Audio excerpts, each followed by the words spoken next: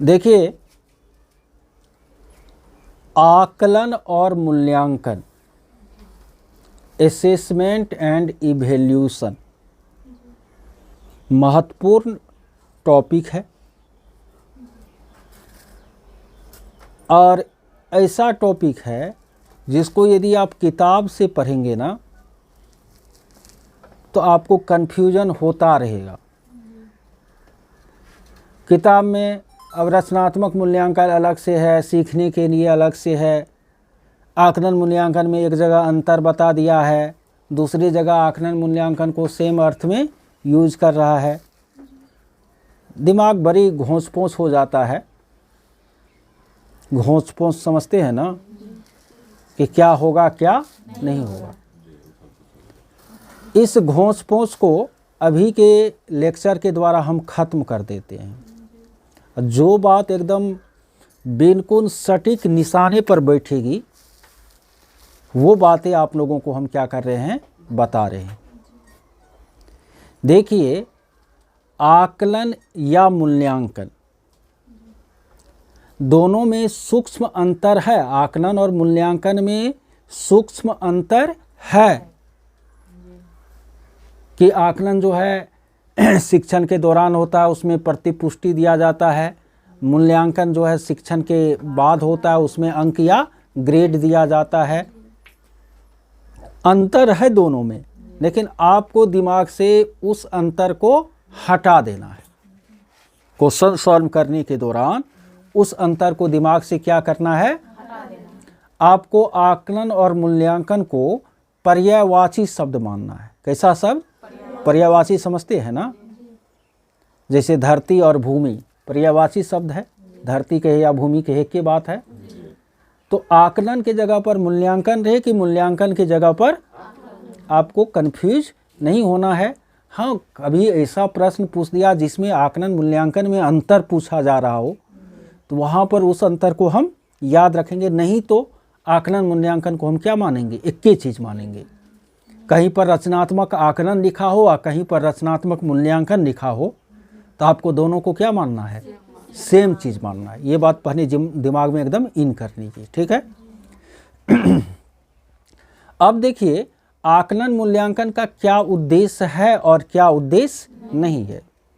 तो हम आप जो समझते हैं आकलन मूल्यांकन का उद्देश्य, वो आकलन मूल्यांकन का उद्देश्य नहीं है। हम आप क्या समझते हैं कि बच्चे को फर्स्ट सेकेंड थर्ड किया जाता है, बच्चे को इसके द्वारा ग्रेड दिया जाता है, बच्चे को जो है इसके द्वारा तेज और कमज़ोर छात्र के रूप में वर्गीकृत किया जाता है, बच्चों का श्रेणीकरण किया जाता है, बच्चों का वर्गीकरण किया जाता है, बच्चों का पृथक्करण किया जाता है। यही सब समझते हैं ना। आकलन मूल्यांकन को तो हम इसी रूप में देखे हैं, लेकिन ये सारी बात क्या है, नकारात्मक है। आकलन मूल्यांकन श्रेणीकरण, पृथक्करण, अंक या ग्रेड देने या अन्य बच्चों की प्रगति के साथ तुलना करने, न, इन सब के लिए आकलन मूल्यांकन नहीं होता है। आकलन मूल्यांकन का एकमात्र उद्देश्य है कि बच्चे किस तरह से सीख रहे हैं, बच्चे किस तरह से सीख रहे हैं उनका अवलोकन करना। बच्चे कहाँ त्रुटि कर रहे हैं उस त्रुटि को खोजना और फिर उसका निदान करना। ये आधुनिक युग में क्या है, आकलन मूल्यांकन का उद्देश्य है। बच्चे कैसे सीख रहे हैं, कहाँ पर उससे त्रुटि हो रही है, उस त्रुटि का निदान भी कैसे हो सकता है, तीनों चीज है। ये आकलन मूल्यांकन का उद्देश्य है, वो सब उद्देश्य नहीं है। अब आकलन मूल्यांकन का ढेरों प्रकार है, आप लोग उसमें भी कंफ्यूज होते हैं। देखिए, आपको रचनात्मक या निर्माणात्मक या संरचनात्मक आकलन या मूल्यांकन कहे अथवा सीखने के लिए आकलन कहे, ये सब एक ही चीज़ है। रचनात्मक, संरचनात्मक, निर्माणात्मक या सीखने के लिए आकलन या मूल्यांकन, सीखने के लिए आकलन या मूल्यांकन, ये तीनों क्या है, एक ही चीज़ है। आपको इसमें अंतर नहीं करना है। रचनात्मक आकलन हो कि निर्माणात्मक मूल्यांकन शब्द दिया हो, कि सीखने के लिए आकलन दिया हो, कि सीखने के लिए मूल्यांकन दिया हो, ये सब एक ही चीज़ है। और ये आपको शिक्षण के दौरान होता है। क्या होता है? शिक्षण के दौरान होता है। इसमें यह देखा जाता है कि बच्चे आखिर कैसे सीख रहे हैं और उसमें क्या आवश्यक सुधार किया जा सकता है ना। यदि बच्चे बेहतर तरीके से सीख पाए, ठीक है, इसलिए रचनात्मक या सीखने के लिए आकलन किया जाता है। एनसीएफ 2005 हो कि एनईपी 2020 हो, ये हमेशा किस चीज़ पर बल देती है? रचनात्मक आकलन या मूल्यांकन पर क्या देती है? जोर देती है। सीखने के लिए आकलन या मूल्यांकन पर इसको अच्छा मानती है। सतत और व्यापक मूल्यांकन का जो कॉन्सेप्ट है, उसी कॉन्सेप्ट का एक हिस्सा है कौन चीज? रचनात्मक मूल्यांकन। ठीक है। दूसरा होता है योगात्मक या संकलनात्मक।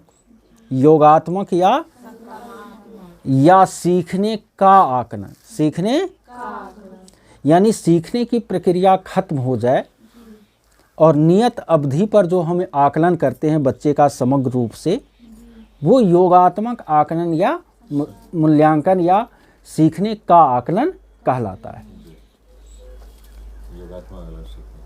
और ऐसा नहीं है कि हमको योगात्मक बिल्कुल करने की मनाही है, ऐसी कोई बात नहीं है। रचनात्मक आकलन पर आपको क्या देना है?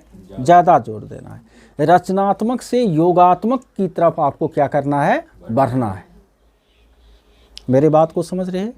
सीखने के लिए आकलन से सीखने के आकलन की तरफ आपको क्या करना है? बढ़ना है। बुझे छिए ने बात कि नहीं बुझे छिए? बुझे छिए? हाँ। अब जो है एक होता है स्व आकलन, सेल्फ असेसमेंट, जिसको कि सीखने के रूप में आकलन या सीखने के समान आकलन या असेसमेंट एज लर्निंग कहते हैं ना। जब बच्चा अपना आकलन खुद से करे कि हम कहाँ कैसे सीख रहे हैं, हमें क्या कमी है, इस चीज़ का पता बच्चा खुद से लगाए, तो उसको हम स्व आकलन या सीखने के रूप में आकलन कहते हैं। तो बहुत छोटा बच्चा तो ये नहीं कर पाएगा, 4-5 क्लास के बाद बच्चा स्व आकलन करने में भी क्या होगा? सक्षम होगा ना। उनके बाद विद्यालय आधारित आकलन या मूल्यांकन का भी युग है। स्व आकलन के बाद एक सहपाठी आकलन भी होता है। जब आपके जो क्लासमेट है वो आपका आकलन करते तो वो सहपाठी आकलन होता है। सहपाठी आकलन, स्व आकलन, ये सब रचनात्मक आकलन के का ही क्या है? हिस्सा है। ये अच्छा चीज़ है, बहुत खराब चीज़ यह नहीं है। और एक होता है विद्यालय आधारित आकलन। यदि विद्यालय का जो मैनेजमेंट है वह अपने ही विद्यालय के बच्चों का क्या करे? आकलन करे, तो वह विद्यालय आधारित आकलन है। आजकल विद्यालय आधारित आकलन स्कूल बेस्ड असेसमेंट या एसबीए को ज़्यादा बेहतर माना जा रहा है। क्यों? क्योंकि हाँ, ये रचनात्मक आकलन का एक हिस्सा है।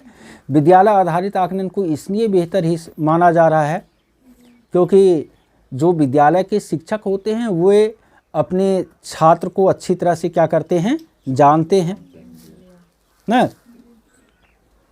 तो वह उसके कमी का पता लगाकर उसका निदान भी कर सकते हैं। तो आजकल विद्यालय आधारित आकलन पर ज़्यादा जोर दिया जा रहा है। बोर्ड आधारित जो मूल्यांकन है मैट्रिक इंटर में जैसे होता है, उस पर कम जोर दिया जा रहा है। युग आजकल निदानात्मक मूल्यांकन का भी है। निदानात्मक मूल्यांकन क्या है ना, कि बच्चे मान लेते हैं सीखने के किसी क्षेत्र में गलती कर रहे हैं, तो आखिर वो क्यों गलती कर रहे हैं, उनका कारण क्या है, उस कारण को खोजना निदानात्मक मूल्यांकन कहलाता है। और कारण खोजकर फिर उसका निदान करना उपचारात्मक शिक्षण कहलाता है कि नहीं। आज का युग सतत और व्यापक मूल्यांकन का है, सीसीई का है। कंटिन्यूअस एंड कम्प्रीहेंसिव इवैल्यूएशन, बच्चे का आपको निरंतर मूल्यांकन करना है। सीखने के दौरान, सीखने के बाद हमेशा बच्चों का आकलन और मूल्यांकन करना है। और व्यापक का मतलब है केवल शैक्षिक ही नहीं बल्कि सह शैक्षिक, केवल संज्ञानात्मक ही नहीं बल्कि सह संज्ञानात्मक क्षेत्र में बच्चों की जो प्रोग्रेस हो रही है उनका भी आपको क्या करना है, आकलन मूल्यांकन करना है। तो आज का युग क्या है, सतत और व्यापक मूल्यांकन का है कि नहीं? जी सर। और ये सब मूल्यांकन का क्या हो गया, प्रकार हो गया। सबसे ज़्यादा फोकस हमको रचनात्मक मूल्यांकन पर ही करना है, सीखने के लिए मूल्यांकन पर ही करना है। विद्यालय आधारित स्व आकलन, सतत और व्यापक मूल्यांकन ये सब को भी बेहतर मानना है। बोर्ड आधारित मूल्यांकन का समर्थन नहीं करना है कि नहीं? और योगात्मक जरूरी है लेकिन पहले रचनात्मक तब योगात्मक। रचनात्मक बहुत बेहतर है, योगात्मक उससे कम बेहतर है। उसके बाद आकलन मूल्यांकन की विशेषता जो है वो भी हमेशा आपको याद रखनी है कि आकलन मूल्यांकन में वैधता का गुण होना चाहिए, यानी जिस उद्देश्य से आकलन मूल्यांकन हो रहा है उसकी पूर्ति हो रही है कि नहीं। यदि हो रही है तो उसमें वैधता का गुण मौजूद है। आकलन मूल्यांकन में विश्वसनीयता होनी चाहिए, उसकी प्रक्रिया एकदम पारदर्शी होनी चाहिए। वस्तुनिष्ठता होनी चाहिए आकलन मूल्यांकन में, यानी प्रश्न पत्र में किसी तरह की भ्रांति या संशय नहीं होना चाहिए ना। आकलन मूल्यांकन को व्यापक होना चाहिए, व्यापकता का गुण होना चाहिए, यानी प्रश्न केवल आपको सिलेबस के ऊपरी भागों से नहीं बल्कि गहराई से भी पूछा जाना चाहिए। आकलन मूल्यांकन में विभेदीकरण का गुण होना चाहिए, क्योंकि आप जानते हैं कि व्यक्तिगत भिन्नता के कारण प्रत्येक बच्चे एक जैसे नहीं होते, अतः सभी बच्चों का एक तरह से आकलन मूल्यांकन नहीं हो सकता।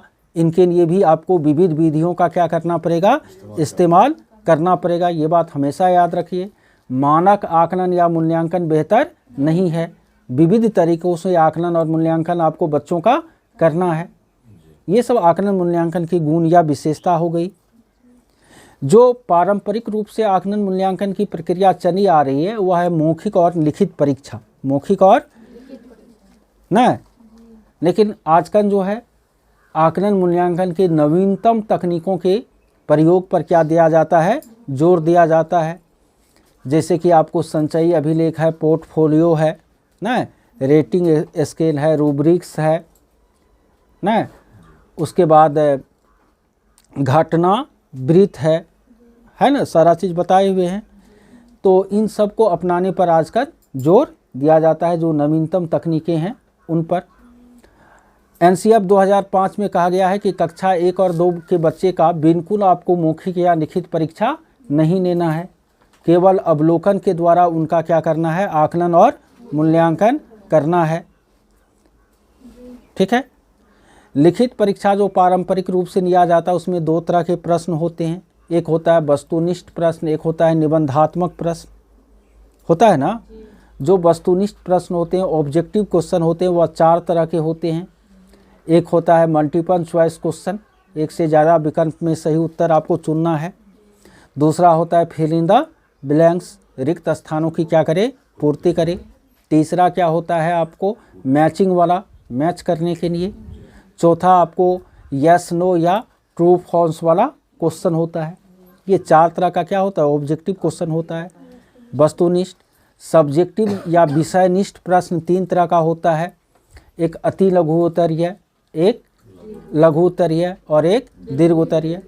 दीर्घ उत्तरीय प्रश्नों से, निबंधात्मक प्रश्नों से विद्यार्थी के समग्र ज्ञान का तो पता चलता है लेकिन उसमें पक्षपात की संभावना रहती है। वस्तुनिष्ठ प्रश्न से समग्र ज्ञान का पता तो नहीं चलता लेकिन इसमें पक्षपात की संभावना भी नहीं होती है। तो आकलन मूल्यांकन में यही सब चीज़ आप लोगों को क्या रखना है, याद रखना है। याद रखिएगा, 5-7 को क्वेश्चन आराम से बन जाएगा, है कि नहीं, क्योंकि आकलन मूल्यांकन आपको सब में पूछेगा। पोर्टफोलियो हमेशा याद रखिएगा, बहुत अच्छा चीज़ है, बच्चों के क्रमिक प्रगति का पता चलता है। पोर्टफोलियो का विस्तारित रूप ही क्या है, रूब्रिक्स है। न, पोर्टफोलियो का विस्तारित रूप में, हाँ मतलब पोर्टफोलियो से थोड़ा बड़ा है, उसमें आपको स्कोर ग्रेड दे करके उसको सजाया जाता है रूब्रिक्स में। संचयी अभिलेख भी ठीक ठाक चीज़ है। हाँ रेटिंग स्केल आपको खास करके जैसे निबंध आदि का जो योग्यता है ना, उस सब के परीक्षण में रेटिंग स्केल भाषा में ज़्यादा क्या है महत्वपूर्ण है, भाषाई क्षमता को आकलित करने में। अवलोकन बहुत ही बेस्ट है प्रारंभिक कक्षाओं के लिए। तो ये भी 21 मिनट का 22 मिनट होने को जा रहा है, लेक्चर हो गया ना 22 मिनट नहीं, इसमें 5 मिनट तो पहले भी था ना, 16 मिनट का हो गया ना। चलिए क्लोज कर दीजिए इसको।